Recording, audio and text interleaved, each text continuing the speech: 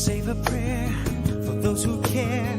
I keep the faith, but no one will dare to hold my hand until the end. When all the pieces fall into place, my body's weak, the mind is tired, but there's a fire that heals deep inside. I close my eyes and stretch my soul to gather up the nerve to carry on. Daisies everywhere. Scott, Hello, Philippos. How are you? welcome to Marvel Talks. Oh, I'm excited to be here. Likewise. We managed to put this together in such a short time. I'm really amazed. Nothing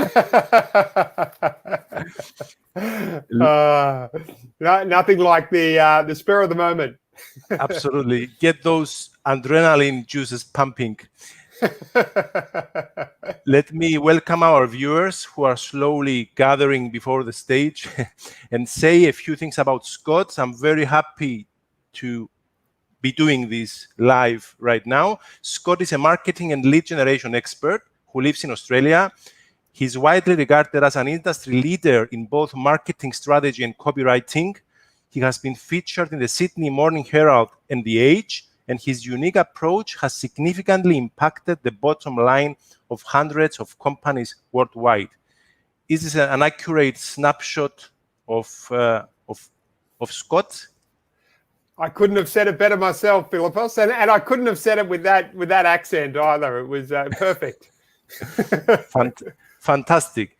So just to mention to our viewers that my, let's say, relationship with Scott goes back to 2018 when I began using LinkedIn in a more vigorous and intensive manner. And I remember Scott, he was one of the people he was really putting up content consistently, videos, texts, images.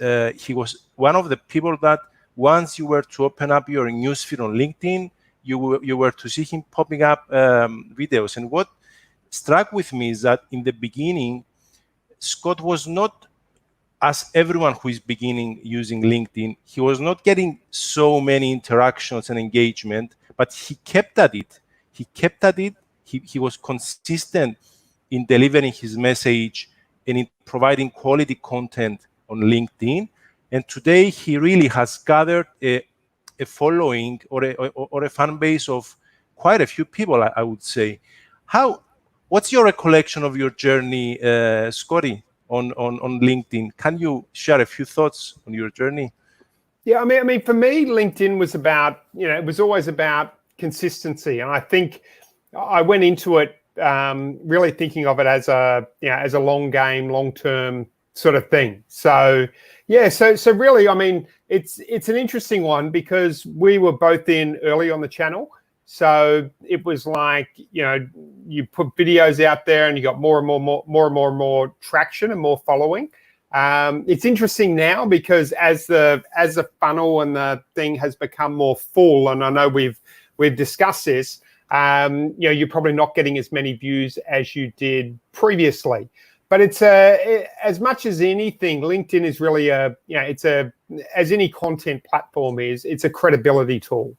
And the reason why I am very much a believer in content, it first started when I read the book, They Ask You Answer. And he talked about selling swimming pools. And he said the normal conversion rate in that industry was 10%, but he found if he could get someone to absorb 30 or more pieces of content before the sales meeting, the conversion rate jumped up to about 80%. So that to me was like, and it's probably different for every industry. It's not necessarily 8 times for everyone, but it just goes to show, the more trust there is, the easier it is to make the sale. How is trust developed? It's via content. You're more likely to buy from your mum than you are a stranger on the street for the reason that you've got trust. Now, I'm never going to have as much trust as someone's mum, but you want to move up as far away on the trust pendulum from the stranger on the street and as close as you can to the trust that a mother has with their child. That's the way I look at it from a content perspective. That's a great analogy as well. The mother-child. So it's a beacon of keeping you on the track of where you want to go. I mean, you can never build perfect trust with business, but you can work towards achieving the best that you can. And what I wanted to ask you next is, because as you have said, organic growth on LinkedIn is going down, which means the content that we post does not get so much traction than it used to be. How and personal branding and increasing your brand awareness is not something measurable, right? Like direct marketing, like having email lists. How would someone know that being consistent in their brand message promotion, being consistent in how they leverage and how they use LinkedIn will give them results?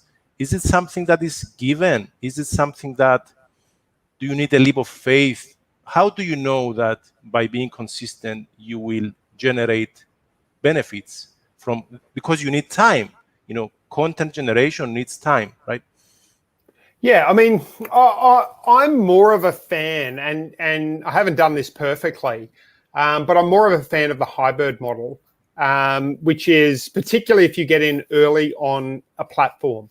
And that is to pull people across to your email list, to a webinar, to something as quickly as possible. Because if you're getting 1,000 views, let's say on a video, and you can pull and you can get 5 people to subscribe to your newsletter, or 10 people or 2 people or whatever that number is, if you can pull them across to a newsletter or a webinar or something where you have control of the platform, that's far, in my view, that's far more powerful than just relying on the platform to take care of it. Because as small business owners, most of us aren't, we're not Coca-Colas, or we don't have an unlimited marketing budget. So it's far better if we can pull them across, and then if we've got a methodology to then turn that from a view into an actual sale through some sort of a sales funnel process. I think the hybrid model is probably the most effective for most of us.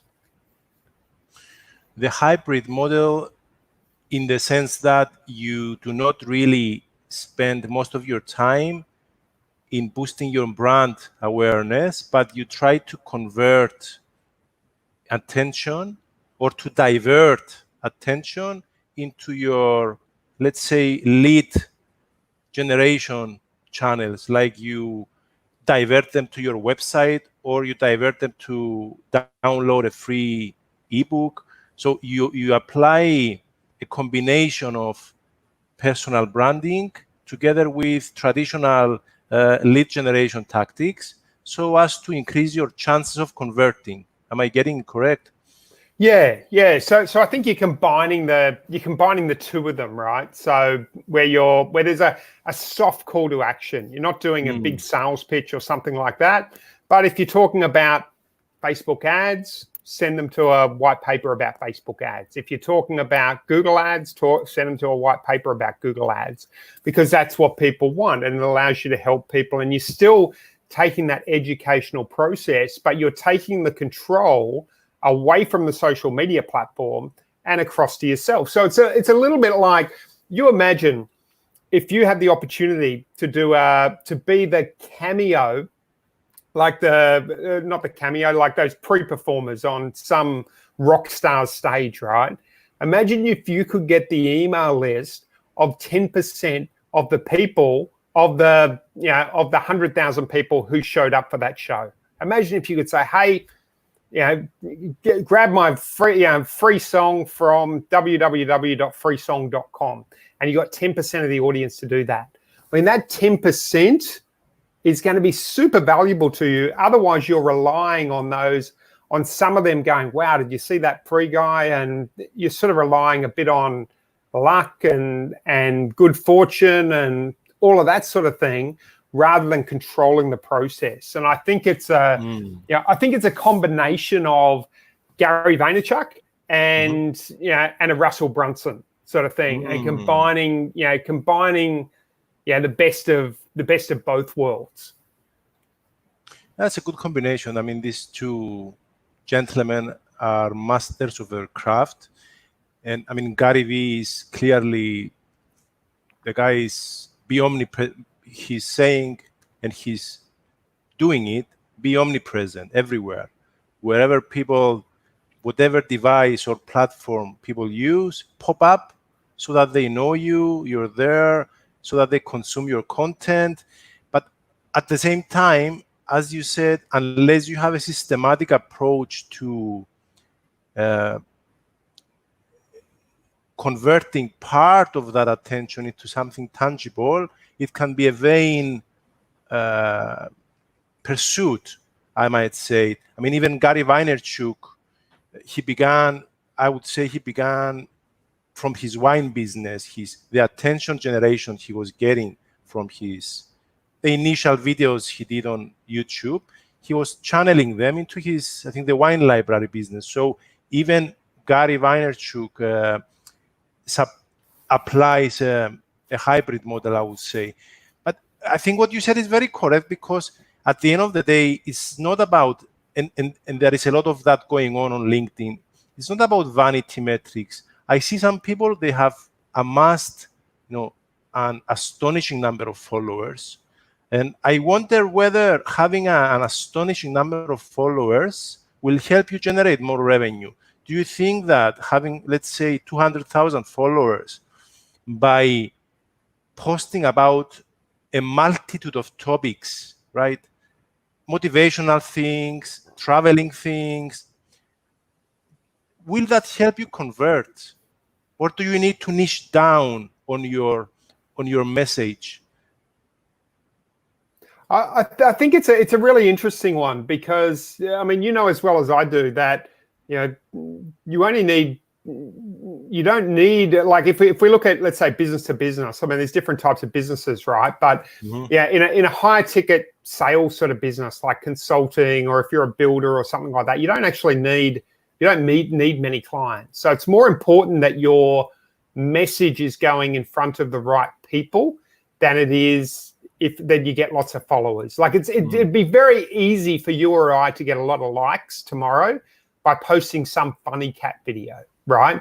Or posting something like super controversial and writing about it and that sort of thing. So the relevance is really critical to the whole process. But I mean, I would rather have 100 views from the right audience than 5,000 views from the wrong audience. So yeah, it's a combination. Obviously, if you've got more quantity from the right quality, it's a good thing, but it's getting that, I guess, that balance right, and understanding what is your product, who is your market, and really looking back and going, who are my best clients right now? Okay, my best clients are businesses with this many staff, who are in this particular industry. And if that's the case, then you want to be making sure that you're getting eyeballs in front of them. So I think from what you say, it is more important to have a specific type of prospect or customer in mind, so as to focus your attention in qualifying and converting them, than consuming yourself in ways of generating massive amounts of attention, which could potentially even lead to confusion, I think. I mean, if you are only intention on LinkedIn or whatever platform is to do whatever it takes to gather people from all walks of life on your newsfeed, then the question is, what do these people think about you, or how do they perceive you? I mean, if you are selling jewelry, okay, but you're putting cut videos on LinkedIn, people may begin to wonder, I mean, what's this guy about? And I think the more you confuse people, the less likely you are to generate trust with them. Does it make sense? Yeah, no, exactly. And I think you can be clever about it. Like you could maybe do some, like you give the jewelry example. Maybe you could do a photo of a cat with some jewelry on, and then tell a message about it. So you're combining it, but it's still relevant, right? So you're edutaining, if you like. So that sort of thing I think can be mixed into it. I know I've done some videos where I've deleted TikTok off my phone now, but where I did the TikTok sort of things, and you could do like funny things, and then I would bring them across to LinkedIn, and they always did quite they always did quite well. So you can be creative, but the important thing to just keep in mind is A, who is my target market, and B, is this something which is going to move them closer to the sales process. Now, if you're on LinkedIn, truth is your target market's going to be quite broad. I mean, your market is going to be somewhat broad, right? Because it's your connections. So you're not going to go, most likely you're not going to go, okay, I only want to get in touch with, 60, jewelers who have 10 or more staff. So you've got to go a bit broader, because if you want to do that, you do a direct mail campaign. But you can sort of make it more to businesses who sell high ticket items, for example, and sort of talk about topics that are relevant to them, rather than retailers, if that's the sort of target market. So you're still getting a large slice of that pie, but still maintaining your relevance.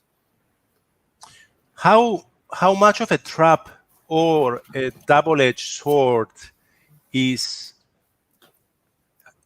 the decision to have a narrow niche? Let's say you, for example, Scott, you decide that you will only do copyright. Is it a trap to design your whole content strategy around a narrow niche? And what happens if finally it turns out that you need to open it up or move to a different niche? Does it make sense? Is niching a trap? Niching is an interesting one. I think you always need to be careful what you name your business, right? That you don't stick yourself into a corner. So you're not going to call. I wouldn't call my business until I had proven the concept. I wouldn't call it marketing for jewelers, as an example, because then I might go and create the campaign. I mean, my thinking is you go broad and then you go narrow. So you go broad to a reasonably broad niche, but you may find there's particular niches that are more hungry for that. So let's say under the Scott Bywater brand, right? I could go broader to businesses that sell high ticket items, sort of $1,000 plus, right? But then I may find that I'm doing incredibly well in a niche like real estate agents. Well, I could go, why don't I set up a website specifically for real estate agents, and then carve off that niche. I may find I've got another niche, and I could potentially carve off separate niches. So I've got broad within, let's say, the Scott Bywater brand, but then I have different niches and different businesses that surround that, which is marketing for real estate, lead generation for real estate agents, or whatever it is, as an example. Because niching it's very, when you get a niche, because it's very powerful. I found when I first moved into copywriting, this is, sort of 17, 18 years ago, bang, I went from marketing consultant to copywriter. I think I 10 times my revenue literally overnight. That's still quite a broad niche as such, but it was the timing of the niche. It was hitting the niche at the right time in the right market. It's like a wave, yeah? So when a wave goes over, if you catch the wave too early, you sail over the wave. If you catch it too late, you get smashed. I caught that wave at the right time, and then was able to really leverage that and ride that wave into shore. Recently, I started to do some events, and I did some normal events for business owners, and it wasn't really, the feedback wasn't really cracking it. And then I did some events just for marketers. Amazing. The feedback was incredible because I'd hit a vein or a niche in the actual market which wasn't being serviced. So yeah, so it's a tricky one, and I think it's one a lot of people get confused with. But it's I think a really good book to read about niching is like the Blue Ocean Strategy. That's that one, yeah. Yeah, and I like the little graphs that they bring up, and it gives examples like, oh, you got it in the back there? Like, I think so, somewhere there. like McDonald's or something when they came out, yeah. So they went after a market. It was expensive for people to buy, to go out for restaurants back then. So McDonald's came in and they were an inexpensive option to actually to go to a restaurant. That worked very well for that time. If you came out with that same model now, it probably wouldn't work because the market's changed. But yeah, it's seeing where the market's at and seeing what's important to people. And maybe you do less, like McDonald's did less in terms of maybe quality of food, but that wasn't as important as having a low price and being able to go out. So the niche is not something that depends exclusively on your appetite for it, or your decision or your liking. Let's say if I decide now that I want to be coaching only tax advisors because I like coaching tax advisors, well, tough luck, because if it's the wrong timing on the cycle of the tax advisors, let's say boom or cycle of the economy, then I may be on the wrong foot, which means that there may be an extremely low demand for the niche that I want. So you need to pick a niche that is aligned with current trends primarily if you want to succeed. This is correct?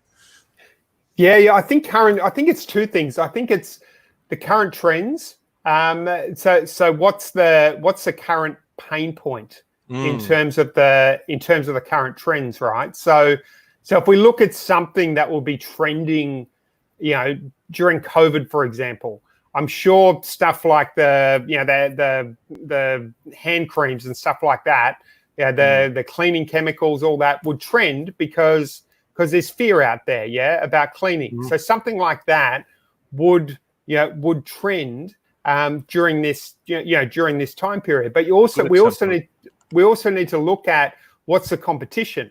Yeah, so if you've got something, if you can hit the market, see, when I hit the copywriting market, very little competition, and the need was going up. So if you've got, I'm trying to give an example, but if you've got the need going up like this and the competition down here, all of a sudden, let's say you came up with some amazing cream which made back pain disappear.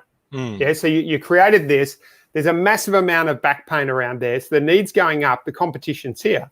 As the competition goes up and more people invent that cream, well, then the benefit sort of disappears. So or gets less. So it's all about, I think a lot of it's about finding and riding the waves. Because let's face it, if you're a brilliant surfer, but you miss the wave, and I'm an average surfer, but I just happen to catch the wave, I win.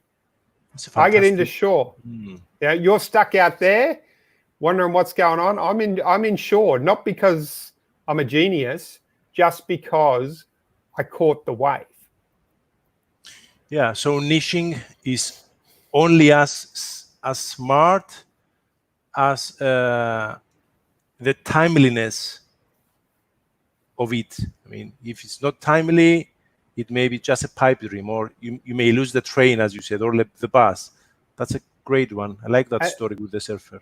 And this is where we need to be careful too of following gurus' advice, right? So if we look at, let's say, someone like Gary Vaynerchuk, and I'm a fan of Gary Vaynerchuk, but yeah, he's like, just put 30 pieces of content out there a day, put 50 pieces of content out there a day, or all of that sort of thing, which there is something that can be said to that, but people look at it and we get this, I think it's called championship bias. Yeah. So we look at what someone like Gary Vaynerchuk has achieved, and we go, wow, look at what he's done.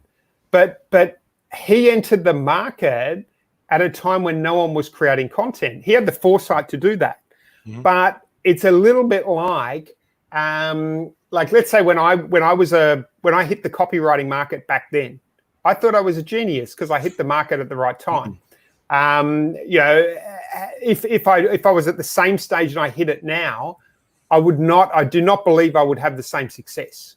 If I was at that skill level and I hit the market now, because the market's changed. So when we look at someone like Gary Vaynerchuk, we go, wow, I'm going to do exactly what he's done. Yeah. Too late. And there can be some success to that, but he's providing advice potentially that won the game 10 years ago. Is that going to win the game today? Do you know what I mean? Yeah. And that's a question we need to ask. Is that going to win the game? And this is not taking anything against Gary Vaynerchuk, because I'm a fan of his, but we've always got to ask the question, is whoever's giving the advice going to give the advice that's going to win the game today and not 5 or 10 years ago? That's a very correct point. Or are we, or what I do with Gary, I just take bits and pieces of what he does and says, and I try to use them in my own strategy. Trying to be a new Gary V is as vain as trying to be the new Coca-Cola, as you said before. Because let's face it, somebody told me this story and it's really interesting. If you had the recipe of Coca-Cola right now, I give it to you, you have it, right? So you can never become a Coca-Cola. It's not just the recipe, it's not just what Coca-Cola, how Coca-Cola produces its drinks. A whole infrastructure, a whole, let's say, edifice was constructed during the past 50 years with relationships, with dynamics, with and the muscle that Gary Vaynerchuk has is so massive right now that you cannot simply copy him. It's not just the 30 pieces of content per day, which is the same with, it's not just the recipe for Coca-Cola, right? Yes. It's not just a secret. It's not, here is a secret, you can do it. It's about riding the momentum. It's about timeliness and all these things that you very correctly said. And I think it's about critical thinking, right? So it's taking what a Gary Vaynerchuk, a Russell Brunson, all of these things are doing, and then mixing them up to find your own formula. Because if there was a formula that was already made that we could just follow and all become, multi-millionaires, I mean, it's just not the case. Do you know what I mean? We need to find that thing which gives us an edge. And I think as entrepreneurs, asking the question and going, what are my skills? What am I good at? What am I strength at? What are my assets? What am I? It's a strength, weaknesses, opportunities, threats, right? The whole SWOT analysis, and going, well, how do I play my game? How do I play the game based on, this sort of, based on where I am on the chessboard? Because you play very differently based on where the pieces are laid out. Which goes back to the blue ocean concept that you said, very briefly, suggesting that with a right shift in mindset, we can find niches and markets where there is no competition compared to simply diving into the red ocean, which is full of existing players, which is a saturated market mindset, I would say. It will greatly help us see our value. So the blue ocean mindset is really helpful in the sense that if you do a personal SWOT analysis, as you said, on you may be able to find skills or strengths that are really compelling. And when you are inside the jar, you cannot read the label outside of the jar. So sometimes we think that our strengths or our assets are common. Many people have our ability to meet deadlines, the copywriting gift or dexterity. So we actually, by having a step back and observing ourselves, we can find strengths which are quite unique, and using that perception, we can do what you said. We can think of what value can we bring to the world that only Scott can do it or only Philippos can do it. That's quite interesting, but it needs self-reflection, introspection, and clarity as well. So you need to take a step back and make an audit of your whole self. Yes, yeah, no, absolutely. I mean, I think one really good question is, to ask people, and you could even send an email out and say, hey, what do I do better than most other people from others, and getting that feedback of, hey, what do you do better? There's a really good book called The Pumpkin Plan by Mike Mill. I can't pronounce his surname, but a great book. And he actually gives 3 questions in there. I'm just trying to recall them. One of those questions is, if I could do anything for you, what do you wish that I could do for you? What would I? Another one was, what are the biggest gripes you have about X industry? And I think he gives an example in there of someone who they were like a dog. They were like in the looking after dogs business, and they would go and they'd walk like 10 or 15 dogs or whatever. And when they asked the question, if I could do anything for you, I think one of the answers was, I'd love for you to just sit down and hang out with my dog when he's away. And they would pay a premium for that. So all of a sudden, you've got a simpler business model. You've got no competition because nobody's offering that service. And it sort of flips the business by asking the questions. And that's where the research and doing deep research is so critical, because if you'll do that deep research, you'll actually get some incredible insights, which then can lead to interesting product, interesting creation of new products and new concepts and things which stand out. And seeing also how your prospects view you and what value they attach on you in specific, because you may think that you are the best. In my case, for example, let's say I do lawyers coaching. I've asked a couple of people, what would you like, ideally, what would you like me to help you with? And to my surprise, some people told me, we would like you to help us produce content on LinkedIn for us. I would never have thought that lawyers would like me to help them with their content strategy. So unless you ask, as you said, you cannot really tell exactly what value your prospects may see in you. And you can come up with all interesting new concepts or products which you could have not thought of yourself otherwise. So it's an interesting one. Yeah, because you want the product. You want to be selling the product that flies off the shelves, not the one that people just look at and go, oh, I've seen that a million times, a million times before. So so that lawyers one. If you look around, you might find there's heaps of lawyers that can do it, and that could be a whole new business, which wouldn't take up a lot of your time. Do you know what I mean? And it could be repositioned as, content marketing for some name around content marketing for lawyers, and you could systemize it and streamline it. Still have your content business, and then still have your coaching business, and then flick all the work over to the side. Even partner with someone to do that. So, and it only comes because you ask the question. Absolutely. And on the niche, and I will take you to the webinars, and we close it because I think we are right on time. On the niche, the Scott Bywater brand, right? Let's say you have your broad niche, your broad brand.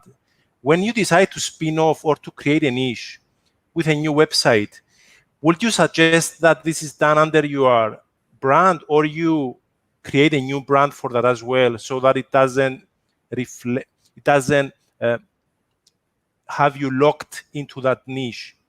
Does it? Would you do it under your own brand if it's a specific niche? I mean, I'll just look at what I've done. Like recently, we talk about the webinars. Like we've got I've obviously got the Scott Bywater brand, but I've partnered with someone, and we're running some things for a brand called Event Filler. So that is so they're two different brands, right? You've got one is a Scott Bywater brand, and the way I see it is there's no reason why, like let's say Philippos, you couldn't have logos on your websites to all the other brands. Do you know what I mean? Like you've got a content marketing, like hypothetically, you've got a content marketing brand. You've got a brand that helps lawyers, I don't know, like some sort of software for lawyers that helps them, go through some AI technology that helps them rush through contracts faster. You've got another brand. Do you know what I mean? So, and those brands can become bigger than the Philippos brand, right? So over time. So I'm a big fan of that. Obviously, there's issues like bandwidth and how good, someone is at systemizing and bringing in teams and partners and all that sort of thing. But I like that as a concept, because then you're known as as maybe the expert for lawyers or the resource for lawyers, but the separate brands are sort of offshoots of that. Okay. And moving to the last bullet I have on webinars. I see you're big on webinars, and you are also organizing. You have one coming up, or several, I think. Yeah. So we're running some. We've been running some webinars. And if you go to, I think it's Event Filler. I can put the link in the page later. I think it's eventfiller.com/Scott-webinar or something. But the reason I'm such a big fan of webinars is really it's just speed. Yeah. So it's the speed of trust building. So with how I mentioned before, the 10%. And then if someone have absorbed 30 or more pieces of content, it jumped up to 80%. A webinar is almost a way of speeding up that process, because you can get someone to commit to a 30, 45-minute time period to actually sit with you. That builds a lot of trust as a result of that. So that is like reading your 20, 30 articles, and then at the end of that, they can go into an appointment. You're doing one-to-many, so it really maximizes your time. But then people go into an appointment. So by the time they're in that appointment, your chances of closing that sale are much higher, just because you have provided more content, more value before they jump into that sales meeting. So it's a little bit like, like I've had an email list for, well over a decade. And sometimes you'll get phone calls and you'll be like, I've been getting your emails for like 2 years. Do you know what I mean? And it's like, they're really easy to sell to just because the trust is there. And the webinar is like a way of speeding up that process, if you like.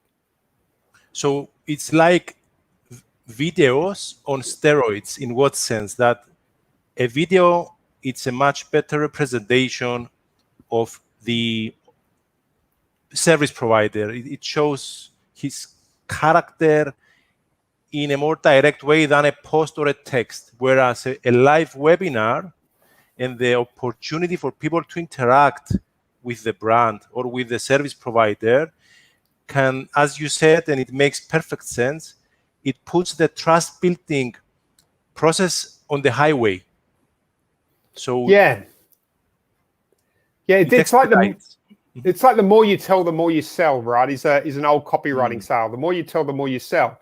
So in a 2-minute video, you can sell so much, and that works for a LinkedIn platform, right? Because if you had a 40, I think you can only do 10 minutes, but if you had a 40-minute video, probably nobody would watch it. But then if I can sit down with you at a bar and go, hey, Philip, I've got, man, give you a really quick idea and say, you know what, I've got to run, but if you want to find out more, here's a ticket to an event I'm running next week. That's basically what it is. You go on LinkedIn, you go, hey, Philip, here's a ticket to an event I'm running next week. And you go, oh, you're running an event on how to make pergolas or whatever, or how to build a pergola. You're like, I'm interested in that. I'll come along to that, to that 1 hour event and check it out, sort of thing. Okay. It makes sense. And the last question, isn't the whole video or live webinar idea a bit of a double-edged sword? So let's say that I am not a pleasant personality, or I radiate negative energy, or I am not really competent in verbalizing my thoughts. So is it something that people should consider, that instead of such tools helping them create more business, actually it can harm their brand by not being able to have a positive impact during these initiatives? Well, I think it's a case of know thyself, right? So it all boils down to that. So it could be that. It could be that you're not comfortable in front of the camera, whatever it is in terms of your personality type.